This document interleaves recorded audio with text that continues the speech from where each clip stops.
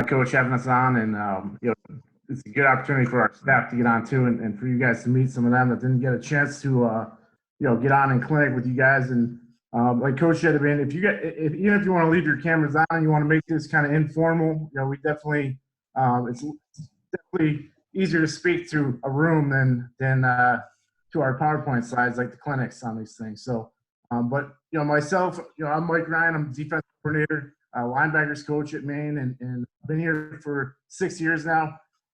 Started out my coaching career right at Bates College here in Maine. And I guess the biggest influence for me in terms of coaching, probably like a lot of us, is besides my father, the coaches I had in my lifetime were probably the biggest influences to me, especially my high school defense coordinator, Mark Condon, and, just guys that I really looked up to in my time playing football. And it's great to kind of give back. And obviously the scheme part of it is fun too, but the relationships are probably my favorite part of coaching. And that's everywhere from recruiting and meeting coaches on the road to getting to deal with our student athletes every day. So that's kind of a little bit of my background there. Thanks again, Coach, for having me. This is my first time into the clinic chat. I'm the safeties and special teams coordinator at the University of Maine. I'm going into my 5th season here now. I came from Rutgers. Prior to that, I did 2 years as a GA at Springfield College in Massachusetts.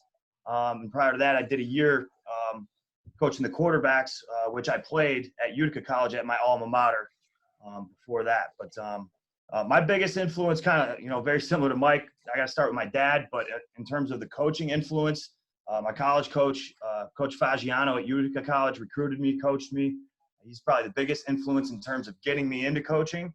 But, my Springfield roots, I have to mention that as well with Coach DeLong. I come from Holland Patton. He's a Holland Patton guy. That's kind of how I ended up there with him. But being there that 2 years it obviously propelled me into my career and gave me opportunities at Maine and at Rutgers. But I learned a lot in that 2 years just being a GA and being on the forefront of Springfield College. Yep, Kurt Von Bargen, D-line coach, University of Maine. A little bit about me. Originally from Virginia, went to school in North Carolina.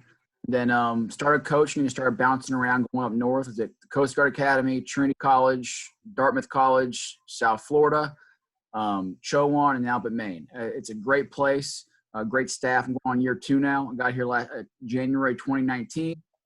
And in terms of influences on me, like everyone else, a lot of people, my parents have been the biggest influence on my life, but also beyond that, right behind me, the coaches I played for, specifically Rick Smith.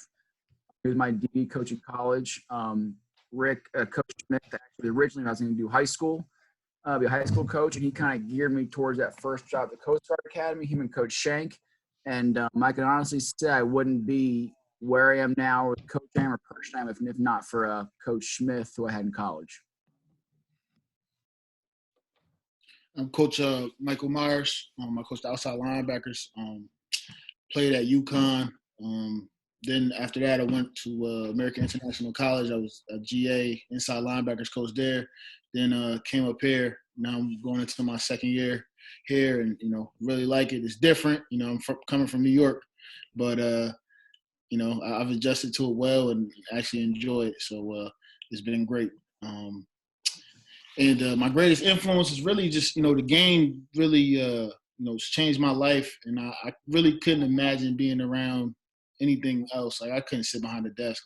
I got to be around football. So, doing that and then giving back to the game and helping, young men, reach their goals and their dreams is really what, drives me and what's influencing me to, continue to be in this profession. Awesome, fellas. So the first question is kind of a two-parter. As high school coaches, what can we do to have our kids best prepared to play at the collegiate level? And then on top of that, what are you looking for in a prospect at your particular position? So we'll start with Coach Ryan and then just kind of slide around the horn. So for us, I think the biggest thing is, overall is versatility, and like what I look at when I kind of recruit is, and I think it's important for high school coaches to know too, is that we're not just recruiting the same guy at every position like all my linebackers are going to be the same type of linebacker, or else we're going to be kind of limited in that way. So, I've always thought about it as really building a position group. So I need some guys that are going to be our thumper downhill linebackers. I need some guys that can cover. I need some guys that may be undersized, but can. And I think that's the biggest thing we look for right after film overall. And it's kind of trickles to building a unit as well. Like we need certain parts to be able to get into and out of every package that we want to be in, and that goes across the board. So, but I think the one thing, like, size isn't everything, right? But if you have a small guy, an undersized guy in the room already, a lot of times you got to be careful having too many of the same body types. And that, like I said, that goes to building a unit and then ultimately building the team, special teams included with that. In terms of linebackers specifically, I think the number one thing we look for is, instinct and physicality. We want to, on film, a lot of times you'll see linebackers just blitzing and making a ton of plays, a ton of tackles, and that's great because we pressure. But at some point, we've got to see them react, track the ball, and close violently on the ball. And that's kind of the thing we look for. And at the end of the day, that's kind of what separates the guys that get offered scholarships to the next guy, And there's plenty of guys that are tremendous athletes, look freaky in person, but if they don't have it on film where they show that they can close and tackle and be physical, it's very hard to project that. Everything else we can kind of teach and build, physically throughout their time here. Guys grow in the weight room and just, naturally throughout their time throughout their college career. But that to me, that final close and being violent on the football is something that you just don't really teach, and that's a confidence thing. And it comes from, certain guys can do it, certain guys just don't have it in them. Coach Kite? Yeah, in the back end for us, I think Coach mentioned, size, not a huge factor, but we are looking for length. That's a big thing going off of film. Are they long? Can they cover ground? Speaking, Coach G couldn't make it tonight, our corners coach, speaking for the corners and the safeties alike, they've got to be able to run a 40 time. If they're a track guy, that always helps. Can they change direction? Do they show that they can flip their hips on film? And then, in our defense, I think safety in particular, it's very, very difficult because they are asked to cover 165-pound receivers. So they've got to be able to run and cover ground, but they're also asked to tackle 220, 230-pound running backs in the gap. So they got to show a willingness to be physical as well. So, guys that are striking on film, running their feet, doing different things on film, maybe some offensive film where they're going up and tracking the football, ball skills. And I know it's a very general answer, but they've got to be able to do a little bit of everything, but certainly speed, length, and the ability or willingness to tackle. And going off of Coach Kite's, it's the same thing up front. A certain level of length, not necessarily always height, especially for the inside guys, but like long arms are big. And we got to look at a lot of times what guys are going to become, not what they are. As we project guys, some of the things we look at to see like how big are they going to be. And you'll see guys that typically comes from those guys that are in high school, like 210 and grow to be 250. Some of the things you'll see when they're younger, like long arms, the wide shoulders, the big features like big hands, big feet, big butt, lower half, big head. Because typically those guys will grow into those features. That's one of the first things I notice recruiting D lineman, especially if he's a little bit lighter. I'll look to see at those same things and get an idea of how big can he grow, what can he grow into. And then, because not every, especially big bodies, tend to develop a little bit later, especially for our place for guys. Sometimes they're a little bit awkward when they're younger in high school first, and they kind of grow into themselves. And a big thing also is how well they can change direction and drop their weight. A lot of times those shorter guys have natural leverage, but can they create their own leverage by sinking their hips, uncoiling, locking out their hips and locking out of those ankles, knees, and all that kind of stuff? Can they create their own leverage? And if they're stiff hip, they can't do that. Everyone kind of watches the flexibility stuff, but also not just can they get into a squat position and bend, but can they play in that bent knee position so they can play laterally and explode on people. I'll look at that quite a bit. Up front, you don't always get to see guys break out in space pursuing the ball, but when they do, you certain things you look at, like how they approach contact. Do they speed up or slow down? And it sounds simple, but it's true. If guys tend to slow down on contact, you get an idea of how physical they are, as opposed to those guys that really speed up and through somebody. Then also, like, one small thing I kind of learned is, like, as kids get in space, how fluid they look running. If it looks like they're running on their toes or running on glass, they could have some, like, ankle stiffness, which could get exposed as they keep working their way up.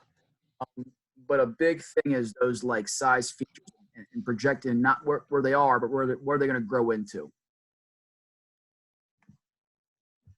I mean, for the outside linebacker position, the rover, Coach Ryan talked about versatility. It's probably the most versatile player on our defense because, we're usually moving guys that are physical safeties or super athletic linebackers out to that position.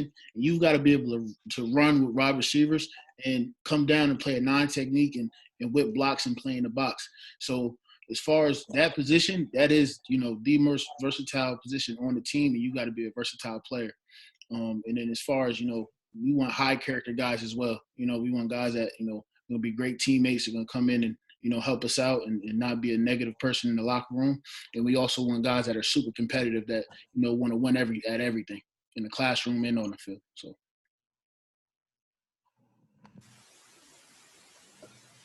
Muted there. All right. Next one kind of goes more towards your own guys. When you guys are grading film on your guys at your positions, what are a couple of the specific things that you're looking for? Yeah, so in terms of the grades, we kind of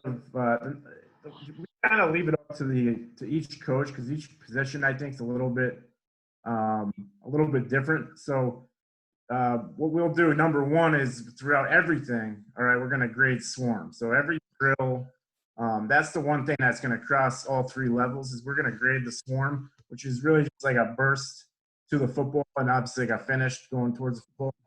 Depending on the drill, obviously like Skelly, we're not asking them to run all the way to the football, right? But team reps, those type things. We're going to grade that number one because like we talked about in my last meeting, like that's the number one thing we have to do. We have to run to the football. So everyone's a swarm grade, and then our number 2 emphasis is ball disruption. So we're gonna tally strip attempts, picks, PBUs, recovered fumbles, all that stuff. And those 2 things are gonna be we put those up in every unit meeting following a practice, right? So every kid can see where they graded out in the swarm percentage and then who got after the ball the most. And then beyond that, it's a little bit more, every position is a little bit different. For linebackers, there's a lot more mental things that are going to happen pre-snap, post-snap. The corners, safeties, and these guys get into it if you want, is a little more technique, especially the way we play corner, where it's press most of the time. A lot of that is going to be a technique grade more so than some of the other positions. And then, obviously the D-line and the safeties, are going to be similar to somewhere in the middle there between those 2 positions. But, I think it's important that the coaches kind of have a chance to kind of have their own system that works, whatever they find is important, whatever they're stressing in their position meetings. But we grade everything. I think that's one thing that's very important because at our level, and I'm sure at every level, you have to have the evidence to kind of back up your decisions, and sometimes you'd be surprised. I mean, there's been times, we talked about it in the linebacker room about production. That's the number one thing. Like, if you're going to get on the field, you've got to be a productive player. Like, it's great if you can get us lined up. It's great, if we play with good technique and all that stuff. But at the end of the day, we're not going to win a lot of football games if we don't produce at that position. So that's one thing that I tell my guys all the time. And, a couple of years ago, we had a real good battle between Taji Lowe, who was an all-conference linebacker this year, and then Deshaun Stevens, who was the guy that kind of beat him out 2 years ago in 2018. And that he really beat him out just based off production. He straight up just in our scrimmages and in our graded team periods, he just produced more on the stat sheet. And at the end of the day, I couldn't look him in the eye and be like, hey, Taji's still better than you. So yeah, that was one instance where I thought that grading everything kind of helped us out and made a decision for us. But I do think it's important. I think Kurt, you share your story about college with kind of the grading system. I think that's pretty good. Yeah, so like in college, I was your stereotypical. I walked on East Carolina, played safety, do everything right pre-snap, get everyone lined up, make the calls. I could get to the right place, but the point of contact, I would get exposed. A lot of things Kite wants in a safety I don't have. So I was great at those. So I could always grade out really well. So like Coach Smith had something, he had production points. So like, for example, you had a kid like myself that could grade out, at DB, not every play is point of contact. If they run away from a corner or safety, you're just taking pursuit angles. So he really, if we're at the point, you might have at corner 15 plays at the contact. So he graded those plays more heavily. But if you were at the point of contact, didn't make a play, you had your plus or minus, you always got every play. But if you were at the point of contact and you didn't make a play, you got your minus. But then you got points docked for not making plays. So it'd be like a critical error, -5, missed tackle, -5. So if I graded out 19 out of 20 plays correctly, what's 19 times 5? That's what? So that's what, 95%. I think I'm a winner, right? Then all of a sudden I had my one missed play. I had a missed tackle. That's -5. I'm at 90. It was a bad looking play. That's minus more. If I'm on 85%, but I just had one bad play. And that was the way my coach in college kind of graded out to reward production. You had another kid that might grade out, like we all know him, they'll grade out 14 of 20 plays they'll get right. Well, they got a pick six, 2 PBUs, a sack, caused fumble, and they gave production points. And I do think every kid's a little bit different. It's a way of rewarding guys that have that knack for making plays, kind of that risk reward a little bit, as opposed to playing guys like myself that looked great until the ball was in front of their face in space. For our DBs, really, for our corners, I'll start there because we are a press quarters team, as Coach Ryan said. It's really about alignment, which is press, or if we're playing off, which we rarely do, but post-snap assignment is how we grade them. And I know Coach G, it's all about, taking PBUs and turning them into interceptions, and that kind of rolls over into DBs in general. For the safeties, because we're a little more involved in the run fits, it's about pre-snap alignment and communication. You've got to know the call, so you'll get graded on that, because if our strong or our free safety don't know the call or they say it incorrectly, then our Mike, Will, and Rover are now, they're going to be messed up. But the post-snap reaction, whether you know how to react to the call in different assignments, but then in terms of the production, as Coach Ryan said, we grade the swarm. For the defensive backfield, we'll grade PBUs, we'll grade interceptions. And I want to see if a guy's getting his hands on the football. That's kind of, in our grading process, what we're looking at. And then the other piece that we look for in the back end, myself specifically with the safeties, is not necessarily tackles, but how many missed tackles do you have in live situations? Because, you can be at the point of attack and miss tackles, and if a safety's missing tackle, that's the cap to our defense. We're going to be in trouble. If we have great linebackers, in the stat sheet, we may have 2 tackles. But if you have 0 missed tackles, that tells me that you're not exposing us in our defense. Now, if you're lazy, that goes back to the swarm, which we also grade. So that kind of plays hand in hand. But those are the things we're looking for in the back end. Coach Myers, you got anything from the playing days? Yeah, biggest thing was, just grading effort and, were you always, did you show up in the picture at the end of the play? Were you hustling to the ball? Did you do everything that you could do to help the team win? Because you obviously, you never know when the play that wins the game is going to happen, right? So you always got to put yourself in a position to win the game. And, swarm, like we like to talk about is the number one thing. Next is, knowing your assignment, right? You gotta know what you're doing out there on the field, and you gotta make sure you're in the right spot at the right time, and we're not getting gassed when you're supposed to be in an A gap player, you're in a C gap, right?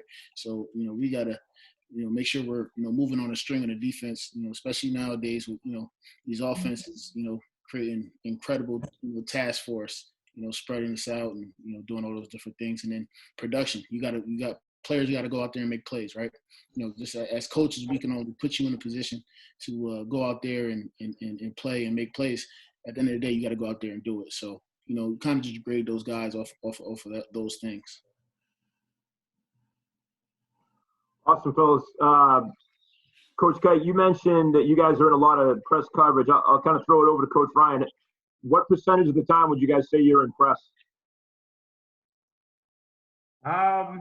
Good question. I would say probably 5%, 90%. Kate, would you think that's accurate? Yeah, and I would say we're showing press 100% of the time. Right. You know, the technique of playing press, we're probably playing 95% of the time. And then, Coach Kite, when you guys are not in press, are you using more of a shuffle technique or more of a backpedal technique? And why do you choose that? I know Coach G's not a huge backpedal technique, and I don't touch the press. Coach G's he's great with press technique. He did a good job clinicking on it too, man. If you haven't seen Coach's clinic, check it out. Right. You can check it out. But I know he's not a big motor mirror guy in terms of moving backwards. You know, but I don't want to steal his philosophy over at the corner. Yeah, I think like when you're talking our corners, like they play bail and they play like our hammer technique, which is like cover two. So like they don't really play much off backpedaling, read, or anything like that.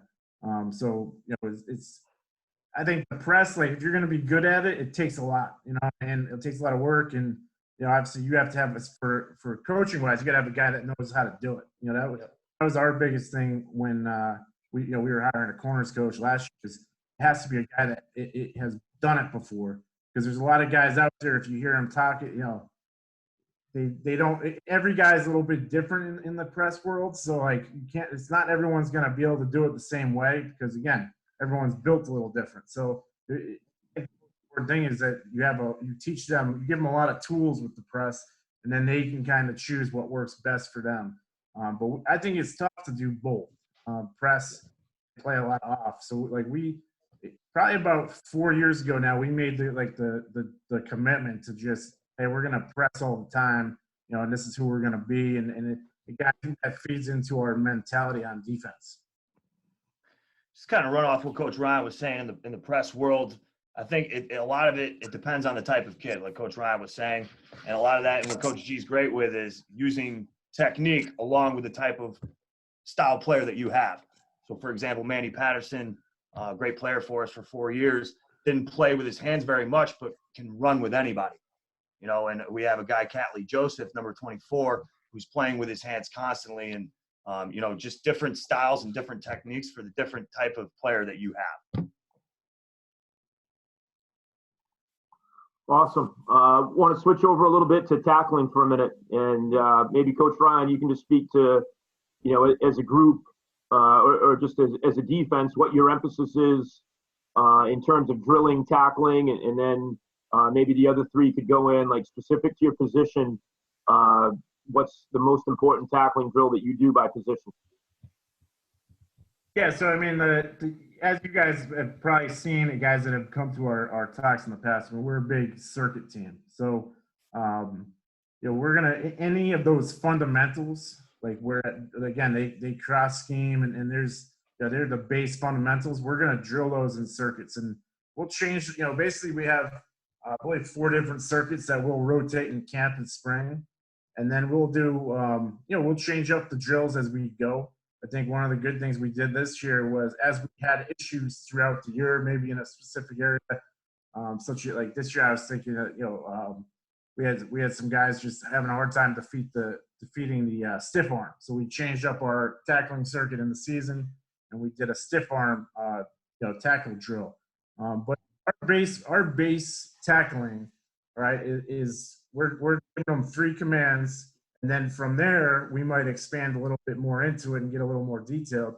But it's really press to your hip, throw your hands, run your feet, right? So we sat down a few years ago, same thing, and we wanted to just all speak the same language and have the ability to bring in new coaches and guys, just always make sure we're, you know, all coaching it the same way. Because again, I think there's so many ways to tackle, and you know, guys out there that has got all these studies and different ways of, you know, in this situation you have to do this. that we wanted to really simplify it so that, number one, we're all, like I said, speak the same language, and then later on we can critique it. And I think positionally, you definitely have a little bit a different array of type of tackles you have to make.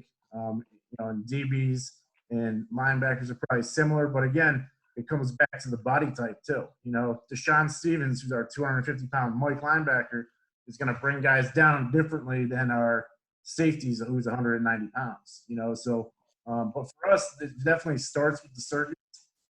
I actually have the film too, Coach. If you guys if we want to get into showing some of the tackle circuits.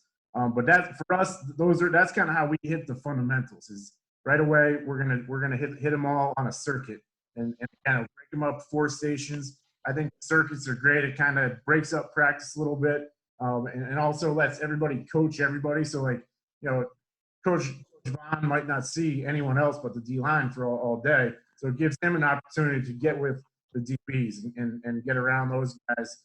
And again, in this culture of, for us having to recruit our players all the time, I think that's important too. So everybody kind of gets to interact with those guys, every practice.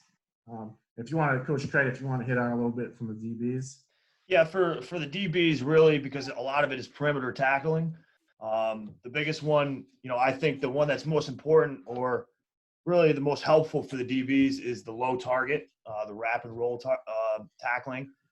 But the other one that I find beneficial that we do, sideline tackling or leverage tackling, starting from depth and pressing the hip, forcing them in one direction, not allowing them to cut back, which is essentially what press the hip is meant to do. Starting them from depth, press the hip now, force them towards the sideline or to where the help, where the corner would replace on the edge of one. So those are the 2 most helpful. Now we'll do different things. We'll incorporate different drills or different ways to rep those.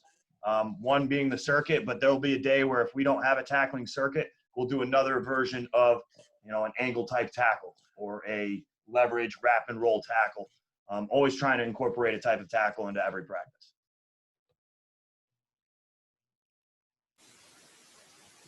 Coach Von Bargen, how about the DTs? Yep, and for the front, it's really, we drill into circuits, lots of different types of tackles. And for my guys, the 2 main ones we see are the frontal tackle, where it's like a tight inside zone or power, something like that. They're getting off the block, shedding the block, and they're chesting guys up like the old school, run your feet, club up, roll the hips type tackle, which you really rarely ever see at DB and safety and corner. You see at linebacker some. That's the first one a frontal tackle will do.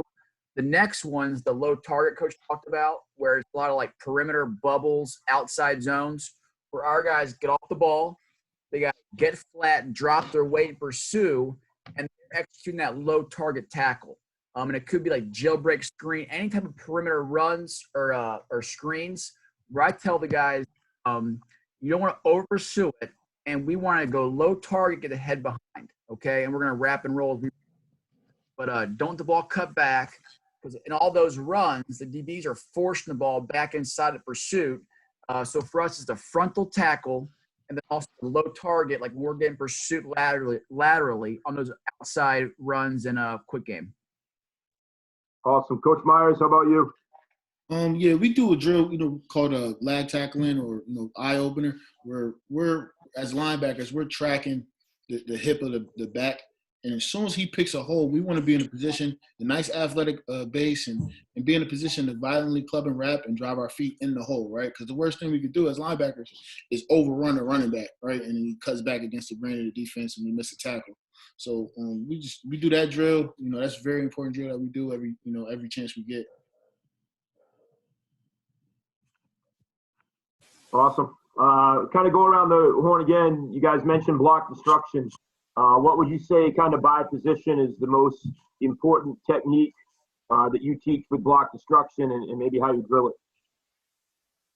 Yeah, so it's same type thing in terms of we're going to do a circuit with this. And in our circuit, we're going to work, our 3 commands for block destruction are shock, lockout, escape.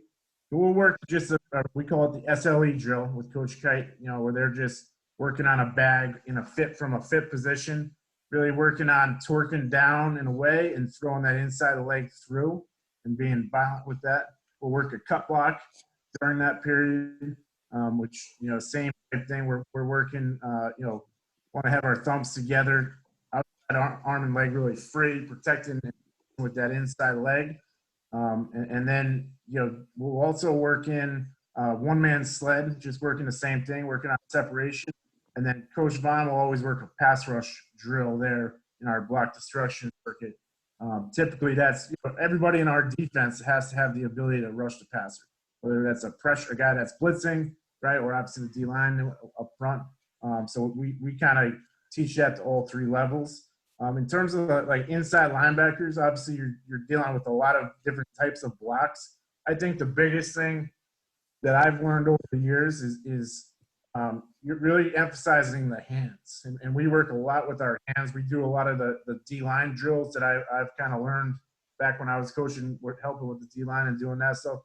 We work a lot of hand drills, hand fighting, not necessarily always, getting your hips open, but just, really working our hands. Even when what we call, box or spills, like force or spill a block, we really want to emphasize using our hands. And I always tell the guys, like, even we're a heavy spill team. So we want, everything in our defense is designed to force it to the sideline and we're going to run it down. But when we are a spill player and we're spilling a block, we want to take that block on and we're not sacrificing ourselves to take the gap. I want to make that ball bounce. But I tell the guys all the time, like, I'm not just telling you to give yourself up, right? Really use your hands in taking that block.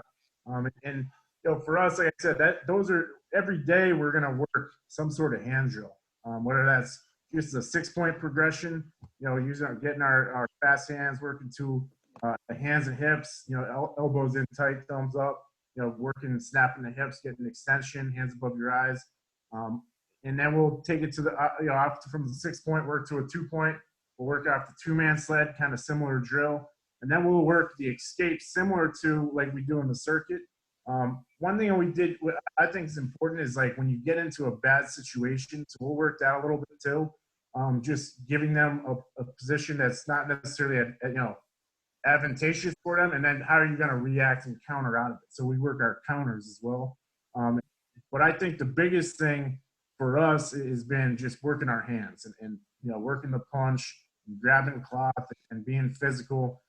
As I tell the linebackers, if you're going to run down the face of a 300-pound lineman, they're not very worried, right? They're more worried about you and your movement, your ability to move, right? So that's kind of what we've really, emphasized, is using our hands, using our movement, understanding leverage, and being able to recreate that leverage on the blocks and the ball carrier.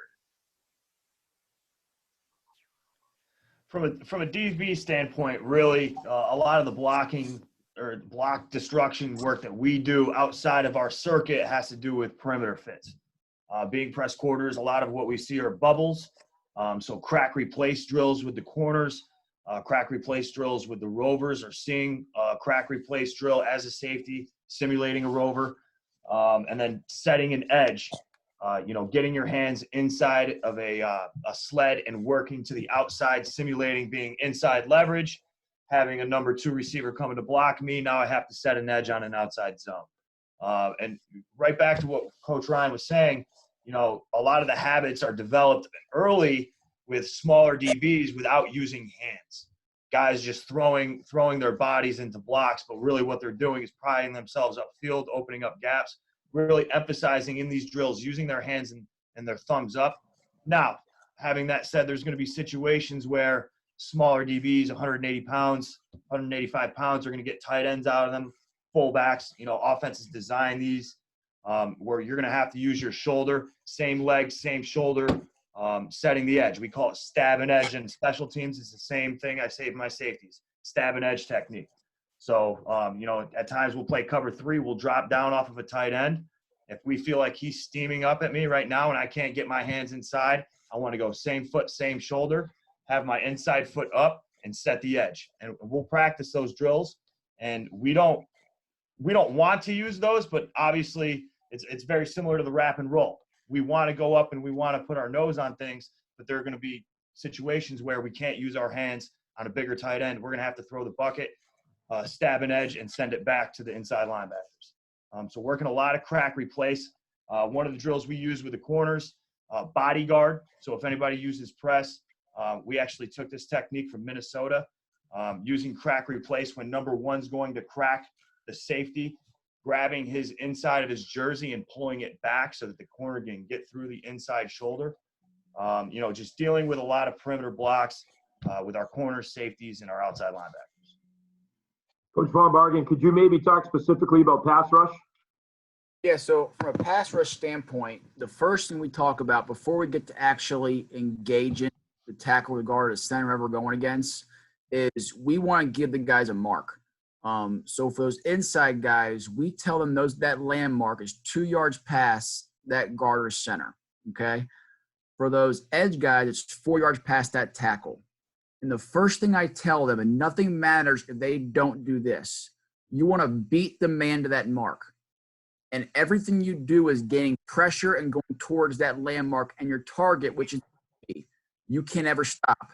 If anytime you break down and start trying to work hands, but you're not putting pressure on that tackle or that QB, you're already wrong. That's the biggest thing, okay? And once we work to that mark, we want to read 2 things. The first one's his pass set.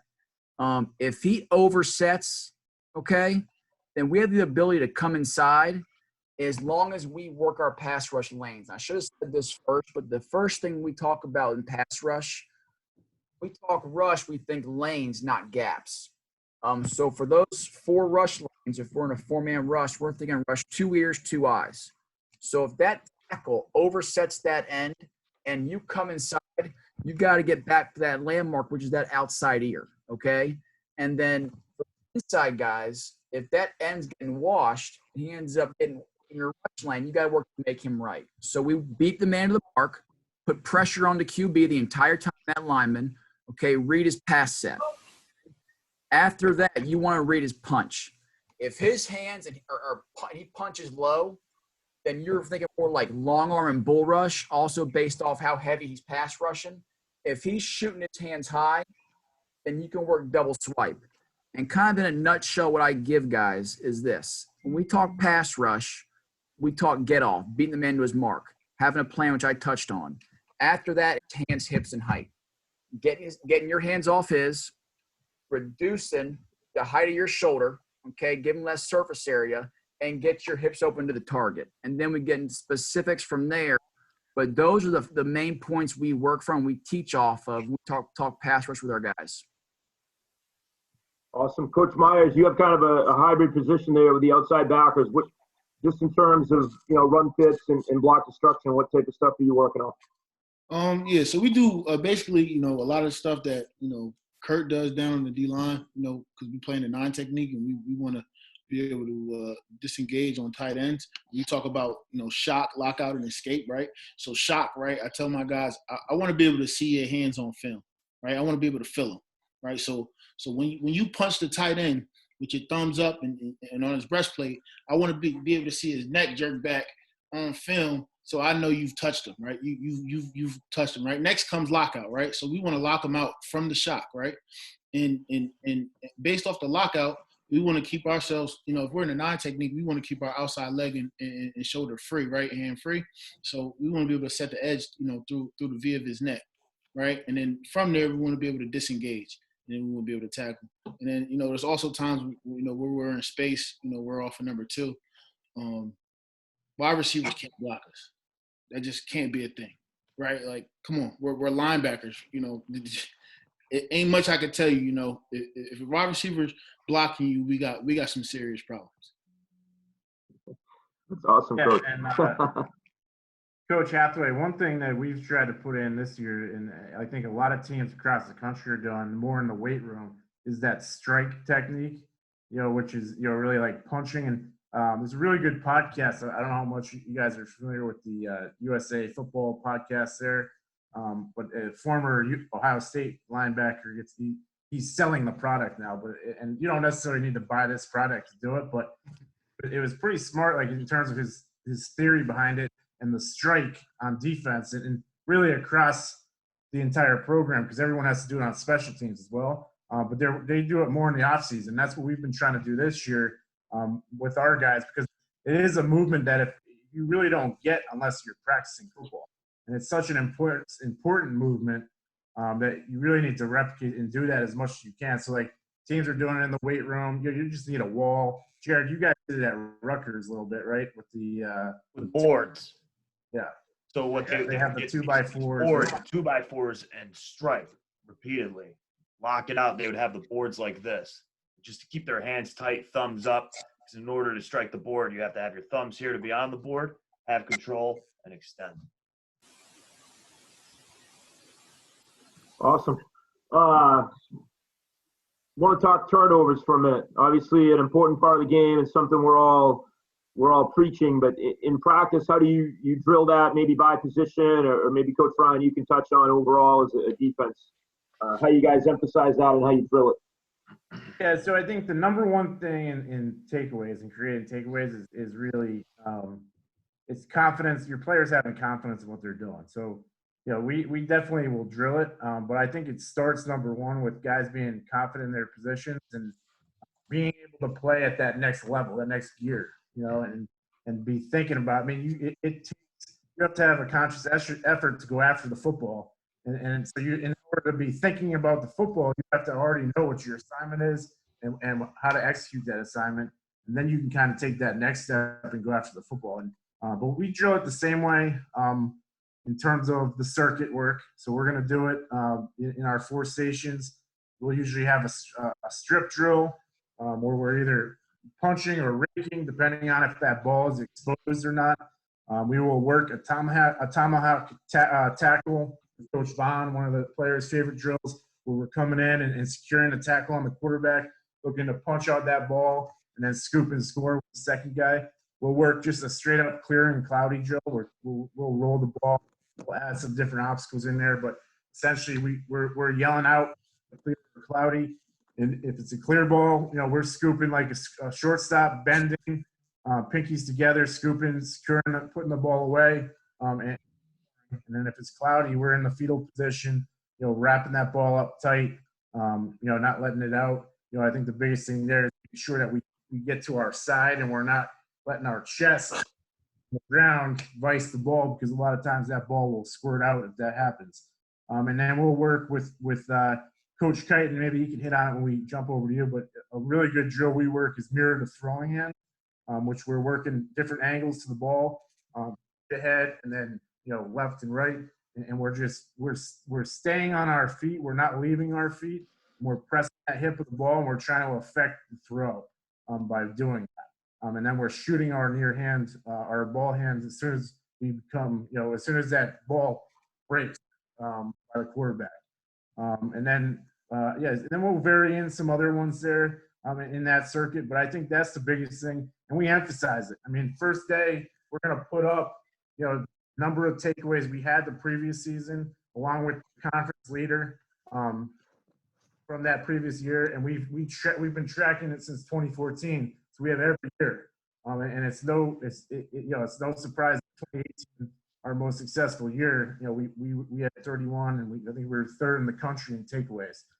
So I think that, you know, that emphasis there in the meetings, you know, and like I said before, the 2 things we're going to track no matter what the drill is swarm and takeaways. So even attempts at the ball, right? You don't necessarily have to get it out, but we want to see you attempting to get the ball out.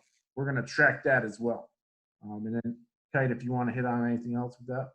No, I think you hit on it with the attempting, just always hammering with the DBs, because a lot of the times we're adding in on tackles. Is if you see Brown, if you see the ball exposed, what I tell them to do is ball up the fist, add a body, wrap up, but ball up the fist if you see a body on it.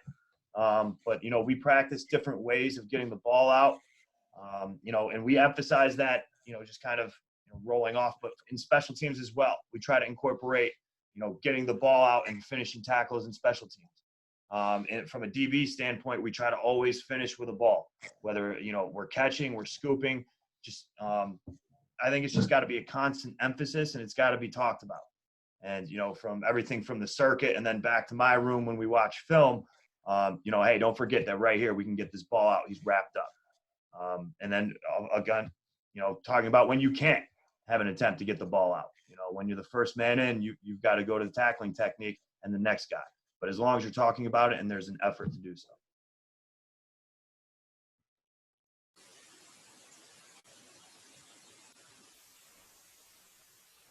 Coach Vaughn, you got anything to add? Yeah, Coach Vaughn and Coach Myers, maybe you could talk specifically about, like in terms of the pass rush and separating the quarterback from the ball, maybe some techniques that you teach there.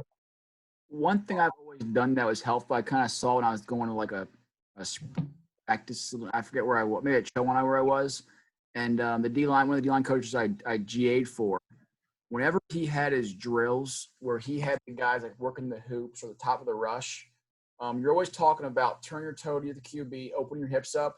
He always did a really good job of overemphasizing reaching the outside arm.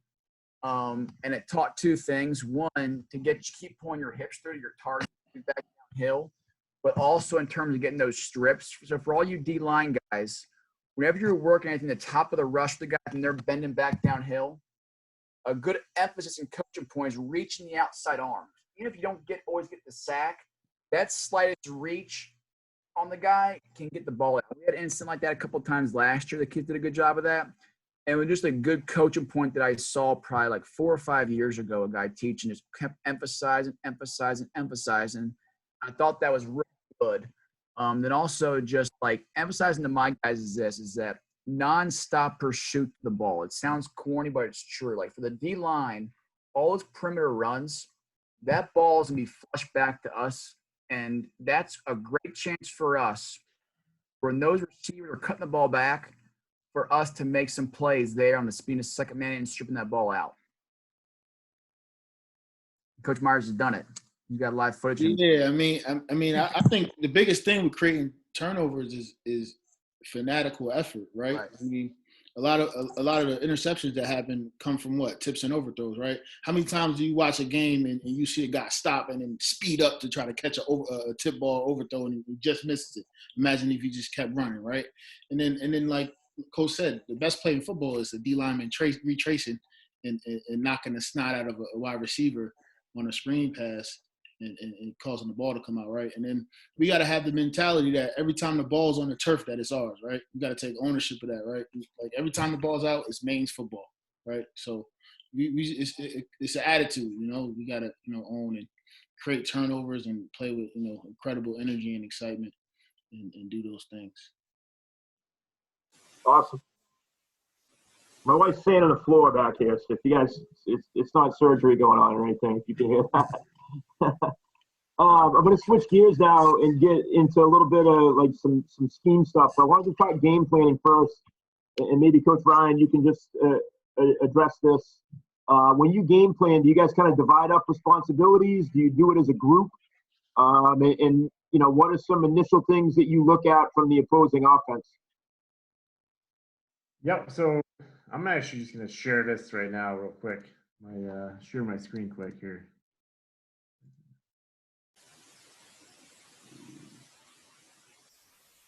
This is probably the easiest way for us to look at it if I can.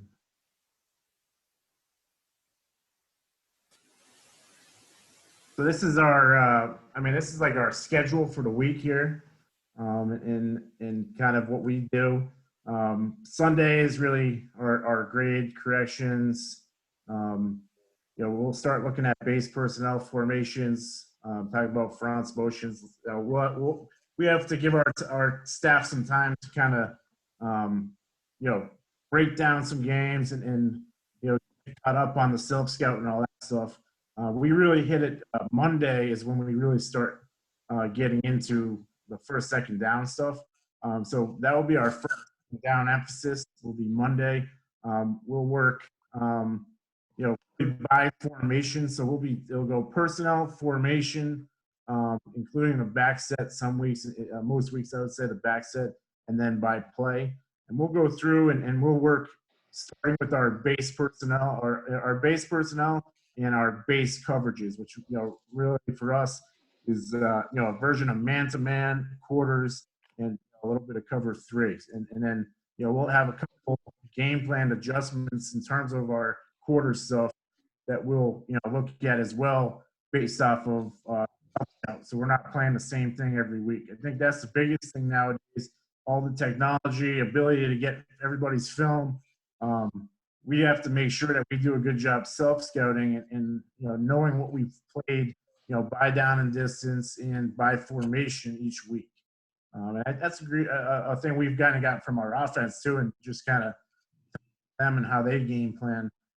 So we've kind of, crossed there, and that way we can kind of look at ourselves and make sure we don't have any crazy tendencies. And then Monday we'll talk, like I said, face fronts, coverages, and then we'll talk about our pressures and movements. And that's when we're going to game plan how we want to pressure that week, whether that's to the back, to the two-man surface, split side, to the tight end, based off of the alignment of the wing, formation-based, 3-by-1, 2-by-2, depending on what we're getting that week. We'll choice all those pressures. We try to stay away from just straight calling any pressure. Most of our pressures are going to be some sort of choice. And then we'll hit the kind of exotic stuff, which we, depending on the week, we can see a lot of, or we might not see much at all, but empty, unbalanced, wildcat, and tackle over stuff. Days when we get into our third down, and I'll tell you, I have the next sheet here that will kind of show us how we split it up by staff. But third down is Tuesday, same thing. We'll do second and long, a pass situation. Third down, we'll look at screens. We'll get in a little more into our sub personnel and what we want to run out of that, and then we'll get into short yardage and work on our corrections from the previous day and give them a new third down ready list on for Wednesday morning. And then Wednesday, we're red zone, 2-point plays, goal line, coming out, tricks, anything that we haven't had time to hit on, we'll get that repped Wednesday.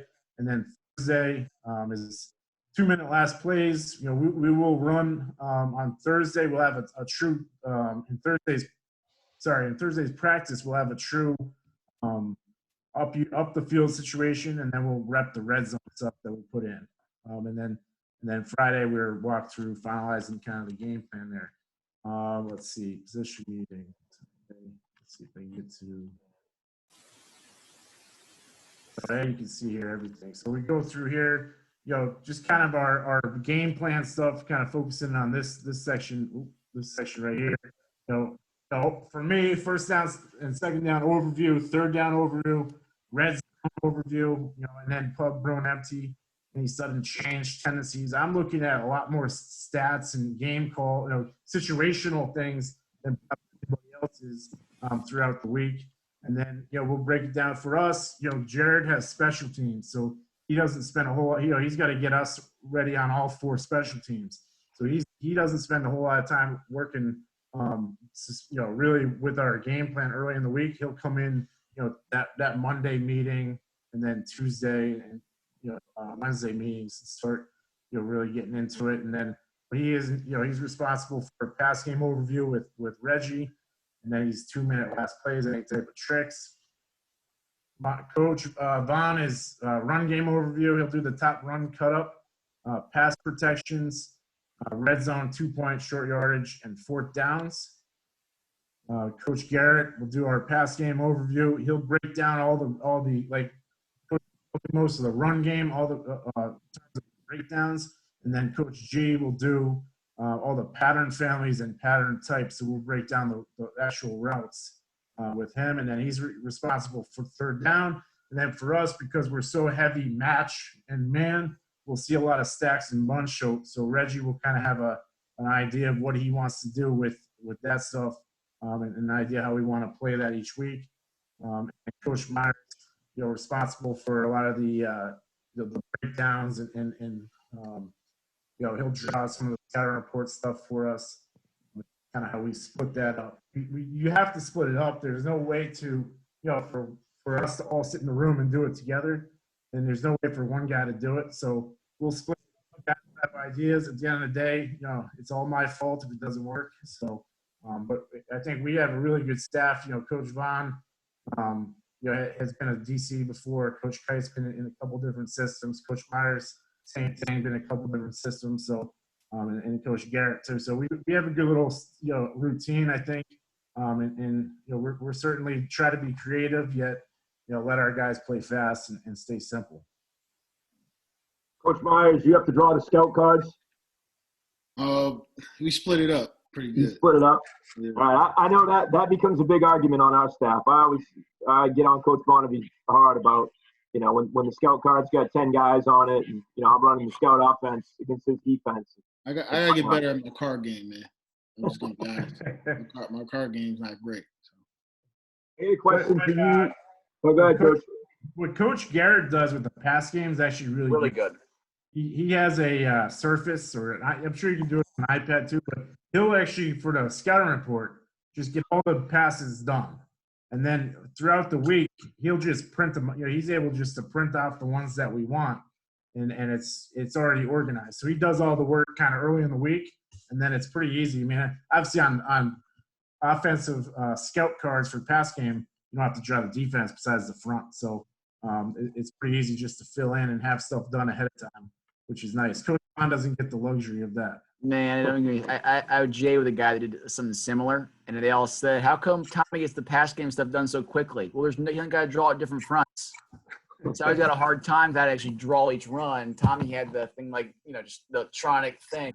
They just kept telling me, why can't I figure out how to do the same thing? There was a little more to it with the run game. So Coach Myers and Coach Von Vargen, I got a question that maybe you two guys can address. In terms of a game plan or just, what you emphasize with your players, what changes versus a real mobile quarterback, somebody who scrambles a little bit, or a team that runs like some true zone read where the quarterback's going to be more of a part of the run game? Yeah, if you have a real good runner, you've really got to emphasize, one, obviously the rush lanes, and you've almost got to take away some of the kids' freedom to where you're more concerned about pressing the pocket and keeping them controlled than you are winning the one-on-one versus your guy. It's more QB awareness than it is winning the one-on-one versus the guy you're aligned on. And then Coach Marsh, you can kind of emphasize on that once I'm done, because you helped me out with that a bunch too.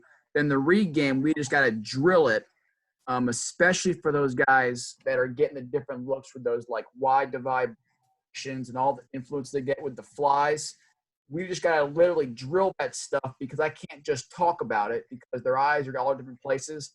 I got to find ways in Indy or pre-practice to actually drill, real truly for the ends that get the most work at it, is simulating that best I can to get their eye control squared away for all the QB read game. Then pass rush stuff, Coach Myers, you did a really good job in terms of QB control, that kind of stuff, helping teach the guys there. Yeah, I mean, just on the D-line, when you're going against, a guy that likes to run a lot, he's used to running a lot, right? So he's very uncomfortable most of the time staying in the pocket, right?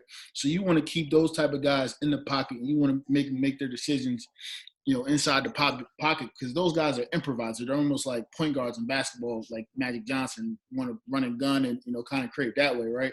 And that's most of the time when you give up the big play and you get hurt. So as a D lineman, you always want to understand your rush lane and then keep the quarterback on your inside shoulder, right? You don't – if the quarterback's on your outside shoulder, you've done something wrong. You know what I mean? With those guys and keeping those guys in the pocket is it really helps you, because they don't want to be there. And then from a rover standpoint, you can help yourself, by just understanding, the position of the running back, right? Like if the back's to you, you got the quarterback, zone come run back to you, right? So you got to, understand, what formations and, stuff like that. To, you got to really focus, man, because those guys are super slippery. Sometimes you think they got baby oil in their uniforms before the game. So, you really focus on keeping those guys contained and really focus on tackling those guys. Awesome. Coach Ryan, maybe you can speak just a little bit about kind of the approach you guys take versus the zone read team. And then could you talk a little bit about some of the RPO game that you guys are seeing and your philosophy against that? Yeah, so I mean, for us, in terms of the quarterback run, true read zone teams, like because we play quarters, we typically are in a pretty good spot. We should always have, what we call a wideback player and a quarterback player. Certainly, one thing I think we played an option team this year. One thing we talk about when we install day one quarters is we're talking about the option and the read game right from day one, so everyone understands what their assignment is. You know, we play with technique to our bubble side, to our nose side. You know, he's going to be a crush player. He's going to be the dive player, right? Our Mike linebackers gap exchanging with him. He's going to be the wind back inside quarterback player. And then our outside linebacker Rover is going to be kind of our outside quarterback player. So again, outside quarterback to pitch. So again, we teach that from day one, and I think that's important because, you know, as you guys know, you know, I know there's some wing T guys in here, triple option guys. It's all the same stuff, and it's just assignment football. And if you're putting guys in a situation where they don't know what they have, or they have more than one thing, then you're just asking for trouble. So those teams, we try to stay in the 2 high world. You know, 1 high we've tried to stay out of. That's one thing that makes us a little bit nervous, just because you're short the quarterback player. And then you know, in terms of the RPO thing, it kind of ties into that, you know, because we're going to see, and I think it starts with the breakdown and kind of how we categorize teams. You know, nowadays we're seeing far more true RPO, you know, run pass option versus run with a quarterback option and then a pass off of it. So there's 2 different types of teams to me. Like, if the quarterback's going to run football, right, then we've got to simplify and make sure that we know what we're doing in terms of the option, you know, our responsibilities with the option and the dive and the pitch, all that stuff. If it's going to be a true RPO team where that quarterback's not looking to run the football, you know, it does make it a little bit easier because we can kind of teach based off the back set, and then change up our coverages. Again, to, you know, what we see a lot of is out of the 3 detached RPOs on the mic. Is typically what we'll see, or we'll see the out of 2, you know, because we're pressed with the vertical 1, 2 on the out. So, you know, in terms of what we see and kind of how we game plan it, it really starts with, you know, whether that quarterback's a runner or not. And then from our standpoint too, is we're taking a lot of the access throws. So a lot of the pre-snap throws, right, we want to try to take away with our alignment. So press number 1, and then with our alignment of the safety and the rover, or our overhang to the field, or potentially if we have 2 detached on the boundary with our will, right, in terms of our cover down alignment, we want to take away those throws. And I always tell the defensive guys, linebackers specifically, right, there's no RPO on you, right, because I'm telling you to play one thing or the other, right, and of course they're going to still read you and those type things, but I'm telling them in certain defenses, hey, if the back's here, you're responsible for the cover down. You're going to sit and you're going to stay wide on number 2. If you're, you know, same thing for the mic. If 3's detached, right, I'm going to tell him, hey, let them throw the hitch all day, right? Let them throw the hitch all day. We'll have certain defenses that you're going to go and align off number 3, and then we'll adjust that way. So I tell the guys, I try to make it simple for them. Like, I tell them, hey, there is no RPO. We'll adjust the defense to take away what's hurting us. Just play your responsibility first.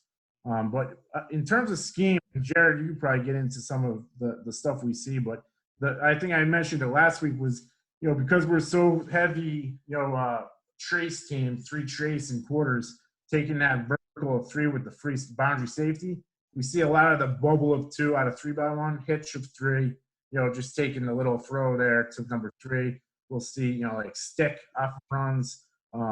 We'll see that, like I said, the speed out of 2 with the vertical 1. One of the hardest one for me mentally calling it has been more like the 12 personnel short yardage little dumps that you'll see in those situations where you know you're getting pressure. But in the back of your mind, like, you want to, you know, be aggressive, and then you don't want that little dump pass to get, you know, to kill you. So that's one that I think is pretty good, and it, you know, it sometimes can take you out of wanting to just be, you know, bring the house, because you know that thing can just be a quick on the perimeter now for a first down. Those are kind of the things we see. I think the one nice thing about our system is that we know what we're getting. You know, we're not giving up all sorts of space. We're not giving up the access, the pre-snap read access throws that teams are giving up, especially in the boundary. I mean, you watch teams in our league just give up the throws to the boundary over and over and over, playing off. And for us, really just getting in your face, disrupting timing, and kind of dictating where the ball goes, I think it's been really good for us. Awesome. Just speaking of into the boundary while we're on it, and Coach Kite, maybe you can address this, and maybe Coach Ryan, you can follow up. How do you deal with trips to the boundary? We don't. So we have a couple different ways we could do it in our like base, four-man rush coverages. We don't come out of any of our pressures. We'll keep all of our pressures on. We just, we'll either, depending on whether it's a man pressure or a zone pressure, we'll either rotate the coverage. But we'll keep all the pressures on. Our base way of playing quarters, we'll just play quarters to the boundary. So it's kind of a mirrored defense. So we'll just flip it and play that 3 trace from the field. And then we can, our other adjustment would just be to roll cover 3 over there as well, which we've done in the past. But we've gotten to the point now where there is no really FIB check in terms of the 3-by-1 stuff. Jared, if you want to add on to that. No, I think you nailed it. Really, from a safety perspective, those guys need to know how to play on both sides. Being on the front side of trips and a lot of the techniques they're the same. So it's universal, and along with the pressures, we'll shift our linebackers and we'll move our formation to match their formation, but we're still running what we want to run. We're not going to let the offense dictate what we want to do on defense. Is it tough for you guys to handle a team that runs like a 4-strong pass concept, like trips with the back out to that side? Honestly, in our quarters, it's not. Mainly because, we have that overhang linebacker, that rover, who's out there. Now, where teams really started to get us a little bit is you'll see it, the offenses are jetting the running back out. So they're causing the rover to expand a little earlier, and you're losing the reroute and pass on 2. So what teams have started to do to us is run a deep out of basically a scissors concept of 2 and 3, knowing that the rover's not going to be in the window. He's probably getting pulled up. Now, what we're trying to do is get the rover to have some depth and have the safety zone it off, but everything happens so fast. So that's the most difficult thing we'll see is where you motion the running back out and you lose the rover, but the running back's typically not the issue. We'll see teams, they'll condense the formations and try to pick on linebackers by setting picks. But I put that on my guys in some pre-snap identification. We've got to let the linebackers know that we've got condensed formations, and if we're in man or if the rover has to work through 2 and 1 to cover the running back to the flat, we've got to let them know, hey, it's tight. Hey, watch the pick, so that these guys know they have to work through something. So a lot of that, to me, is pre-snap identification.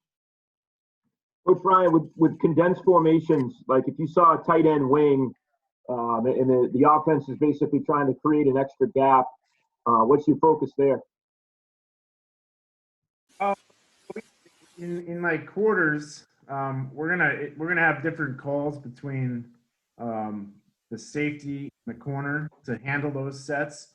We'll see a lot of stack formations, bunches, all that stuff, and really we give them the tools and allow them to make the calls and how they want to play it. Obviously, like the easiest way is to just zone it off. Typically, we try to, if we can, not so much the tight end split, the tight end wing stuff, but the stacks. We'll still try to press the point man and either play one of those guys, 1 or 2, and then play the safety off the other guy. In terms of the tight end and tight end wing stuff, again, now you could be incorporating the outside backer a little bit with it.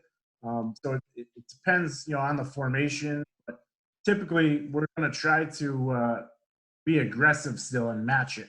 We're trying not to, because teams do that. They want you to zone off, and so they can throw all the quarters beaters and switch routes and get you on different levels and that type thing. So we try to eliminate that by being aggressive on it. But it certainly does give you some issues. In the past, we've had some master checks that we will do to any type of like condensed formations, whether that's going cover 3, cover 2. Coach Barton's got a really one of his favorite pressures out of the stats. It's an awesome one. 100%. We did it at South Florida. A few things he did right was he just versus that tight double stacks. It's called Dixie. We brought a corner both off edge and played 2 deep behind it, and buzzed the Sam and Will to the flat, and had both safeties play a half technique. And the Mike 3 hole is always pretty good. You get pressure pretty quickly. But Mike makes the decision, so he won't run it. Try to get me to do it. Work at his house. I'm just making suggestions. He's making decisions, but I like it. But I like the sound of that too, actually. I'll have you guys go. I get 2 more questions. We'll kind of go around the horn, and then if we get some time, we'll bring some guys in for some other ones. So we'll start with, they're both kind of situational. Want to talk just a little bit about red zone and then about 2-minute situations. So kind of specifically by position, what are some things you would emphasize with your guys? Let's start down in the red zone. I can start at the back end. Yeah, we can start like schematically. The first thing when we get into the red zone is really the mentality of it all. You know, it's now we're trying to force a field goal. You know, really a takeaway, but really if they're going to score, it's going to come down to a field goal. So we're not going to give up any explosives. The thing we talk about in the pass game is that once they hit the 17-yard line, the field is twice as wide as it is long. So the pass concepts you're going to see, the way guys are going to run away from you is towards the sideline. So in press quarters, we see a lot of buck 7, the corner of 3. We'll see the corner of 2 or the quick out of 2. You know, so schematically, what we try to do down there is run some bracket, or we play a lot of man. So from a DB standpoint, that's a lot of catch. You know, so, you know, going back to, you know, from the offensive standpoint now, because we play a lot of man, you're going to get mesh, pick routes. So we're constantly working on running with unders in the tailpipe, catch technique from 4 to 7 yards, because we will play, you know, bracket coverage where we're covering number 2 with 2 guys, or we'll play some cover 0 and we'll have to play catch where we're not getting out, we're not getting any depth at all. So our technique is based off the scheme. If we're running a pressure, then we're going to play true catch technique, and we're going to try to force everything to the back line or to the sideline and put pressure on the quarterback and force his hand. If we're going to play the bracket, it's going to be keep everything in front of us and try to force the field goal. But techniques go along with the scheme in terms of, you know, how we're going to play it, footwork, alignment, and assignment. Yeah, schematically for us, it's 0 and it's zone. I mean, that's really what we do. So it's going to be some version of a 0 pressure, and then we've got a zone bracket concept. Those are really our 2 calls down there. We'll game plan a couple different things week to week to change up a couple. You know, if there's certain things that we like, tendencies that we see. In terms of, you know, the technique for the linebackers, you know, nothing really, not a whole lot changes there.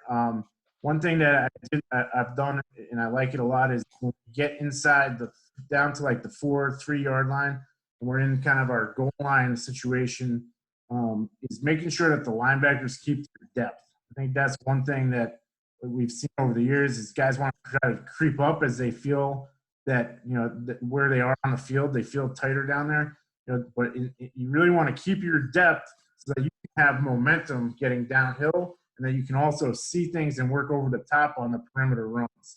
And so even at the, you know, 2-1 yard line, we want to try to be heels at 5 for those linebackers and make sure we're keeping our depth and playing downhill. In terms of the zone stuff, we really are talking just having an understanding of where you are on the field, the zone coverage stuff. And when we get inside the 10, you know, just making sure our linebackers drops, we're not going past that goal line. Because, again, we can affect the throw. Standing on that goal line, we can affect that throw having to get in behind you. So it's a tight window there. You know, our guys are longer and can really get in that window in our zone coverages. And I think that's a good coaching point as well with that stuff. Coach Vaughn? And then up front for my guys, one thing like pre-snap, we'll do some things. So we'll get the defense set at the tight end and get a lot of shifts in motions. So once my guys are set, they naturally don't want to move. So that tight end trade, we're resetting the defense to the front. My guys get stuck. Well, I tell them an indicator is if that tight end, if he's just resting his elbows on his thigh board, he's probably going to shift, so be ready. Once his hand's in the dirt, he ain't moving. He can't move. So he's set. So you can kind of lock into what you're doing.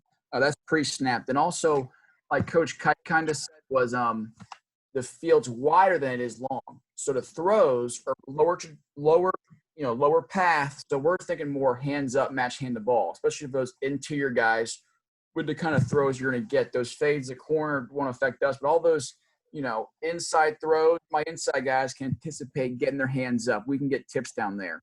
The last thing is once a ball is the +3, okay, you don't as much get hard count. So if you're an offense and you go on 2 and the offense goes on jumps, then it's back 5 yards. Now the defense, if we jump, it's half the distance. So in the offense's mind, it might not be, the proper risk reward. So I tell guys, and I used to say jump the count, which I didn't like that because no matter what happens, if they jump off sides, everyone's gonna be on my ass. So what I've kind of gonna go towards saying is anticipate the snap count. You know what I mean?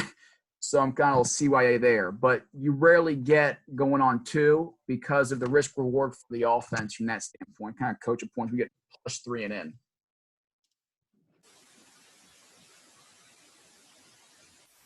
Coach Myers, you got anything you want to throw in there? Yeah, I mean, kind of like Coach Kite said, the field's, wider than it is long. But also the offensive playbook, cuts, 3/4. You know what I mean? They can only run 25% of their plays down there. And everything that happens kind of has to happen fast, as far as, reading stuff like that. And then a lot of time, Coach Ryan likes to blitz. So we're blitzing a lot down there. And, the Rovers got to, be CBR and not get beat on the naked. We let the quarterback, roll out on us and walk into the end zone. Like you guys see that play 1,000 times.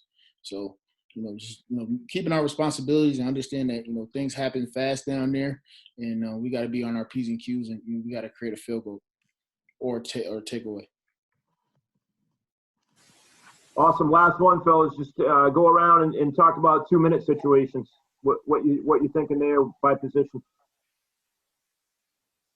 Yeah, I mean, so overall, schematically, we're going to watch it on tape and see what we, make and hope we have it on tape.